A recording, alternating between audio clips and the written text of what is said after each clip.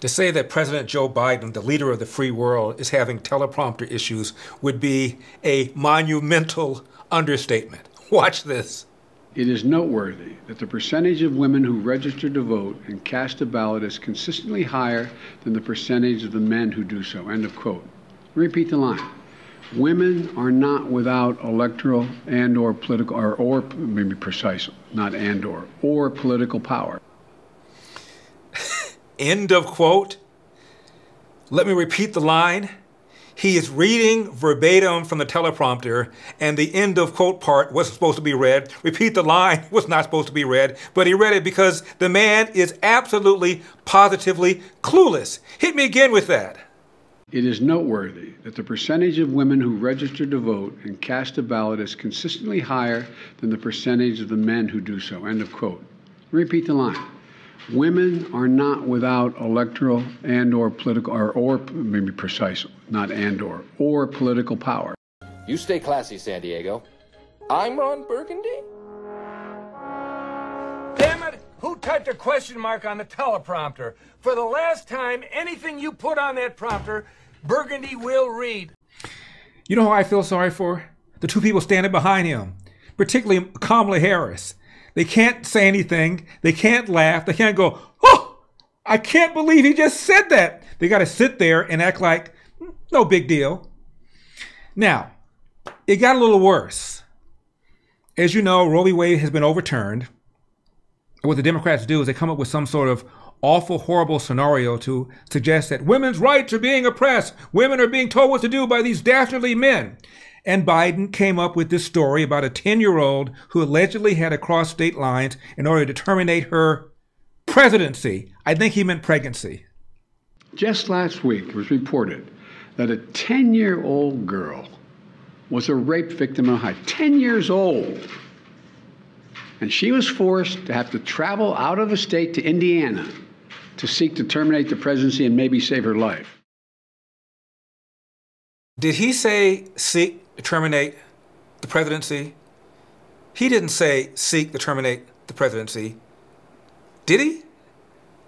Just last week, it was reported that a 10-year-old girl was a rape victim in Ohio. 10 years old.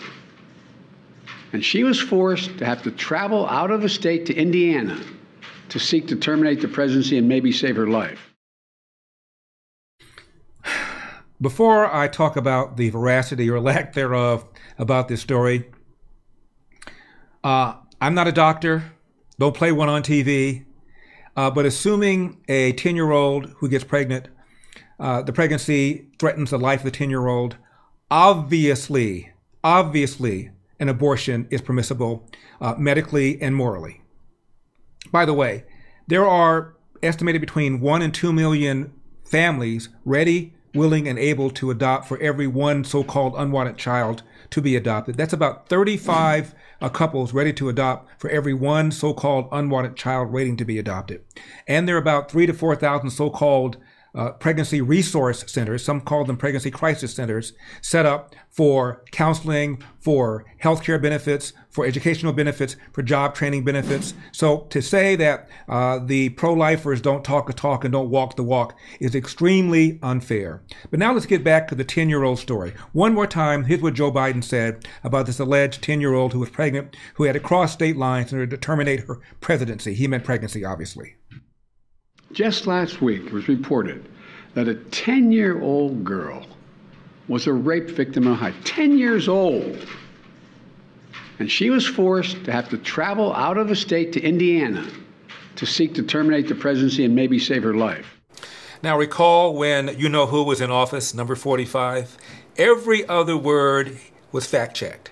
If he expelled gas in the White House pantry, they fact-checked it. If he burped, they fact-checked it. Biden just now said a 10-year-old girl had to travel across state lines to terminate her pregnancy. Now, there is an Indianapolis Star article that mentioned this. The article relied on a single source for this claim. His name is Caitlin, or her name is Caitlin Bernard.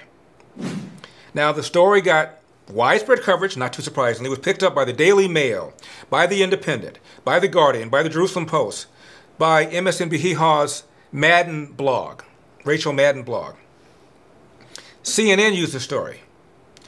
But later on, Washington Post, not exactly a right-wing rag, cast doubt on the story. Here's what their fact-checker said, quote, "The only source cited for the anecdote was Bernard. She's on the record, but there's no indication that the newspaper made other attempts to confirm her account. More importantly, under Ohio law, a doc would be required to report any case of known or suspected physical, sexual, or emotional abuse or neglect of a child to their local child welfare or law enforcement agency." So this doctor would have had to made a complaint. It would have been mandatory. However, no law enforcement agencies, local, state, or Fed, had reported on an arrest of a rape or even an investigation of a suspect of a 10-year-old girl. Snopes, which is a fact checker, also left-wing, said, and I'm quoting, "As of this writing, Bernard had not returned our request for an interview.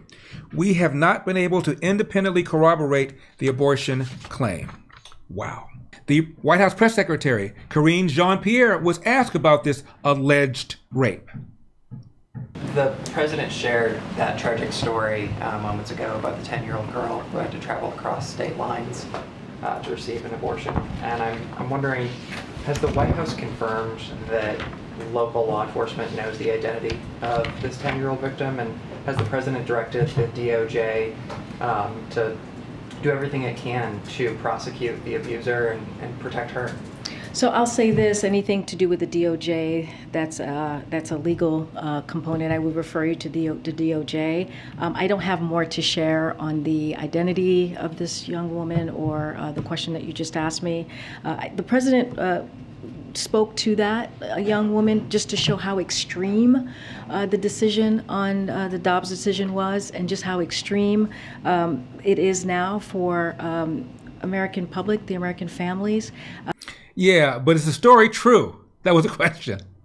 When there is no exception at all, when you have such a young girl who has to carry out the child of a rapist, that is unacceptable. You heard that from him directly, and this is why he is calling for action. This is one more time. A pregnancy that runs the risk of endangering the life of the mother is perfectly legally, morally, medically permissible. Even the Catholic Church would agree with this. Why he's trying to do everything that he can from his legal authority that he has, and so he's going to continue to do that work. But again, we have to make sure Congress acts. Right. Now, speaking of Roe v. Wade, the consequences of Roe v. Wade overturned, Vice President Harris sat down, talked about it. Did Democrats fail, past Democratic presidents, congressional leaders, to not codify Roe v. Wade over the past 5 decades? I think that, to be very honest with you, I do believe that we should have rightly believed, but we certainly believe that certain issues are just settled. Certain issues are just settled. What? In other words, we just never thought that these guys, these dastardly people, would overturn Roe v. Wade. So we just thought it was settled. So we just thought it was settled. So clearly we're not. No, that's right, and that's why I do believe that we are living, sadly, in real unsettled times. Now, Samuel Jackson questioned, what else would they do? They overturned Roe v. Wade. What about overturning Loving versus Virginia? That was the law, the Supreme Court ruling that said these so-called anti-race mixing laws in the South were unconstitutional, were a violation of the 14th Amendment. Hope you enjoyed that video. The full show is available to watch right now on Epoch TV. Just click the link in the description below to learn more, because we've got a country to save.